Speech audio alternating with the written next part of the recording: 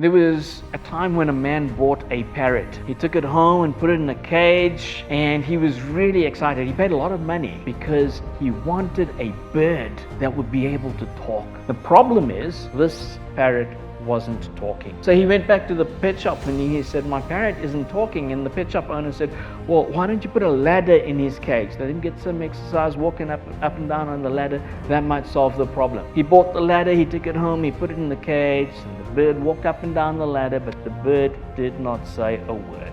So he went back to the pet shop and he said, "The bird's not talking." He said, "Well, why don't you put a mirror in the bird cage? Maybe if the parrot sees himself, that'll really pep him up and maybe he'll start talking." Went out, got the mirror, put the mirror in the cage, but the bird wasn't talking. Went back to the pet shop owner and said, "That's not working." He said, "Well, try a swing. Maybe if the parrot can swing around, that will bring some joy into his life and he'll start talking." He bought the swing, he took it home, put it in the cage. Parrot wasn't looking so well. Parrot didn't do a lot of swinging. And then it did speak, but just 2 words. Oh, and then the parrot died. And he went back to the pet shop because he wanted to buy another parrot. And the pet shop owner was concerned about this. And when he heard that the bird had actually said 2 words, he wanted to know, what were those 2 words? And he said, "Well, the bird said, 'I'm hungry.'"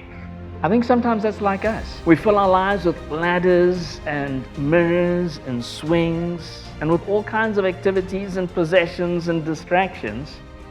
And sometimes we neglect the most important thing, putting God first or feeding our souls.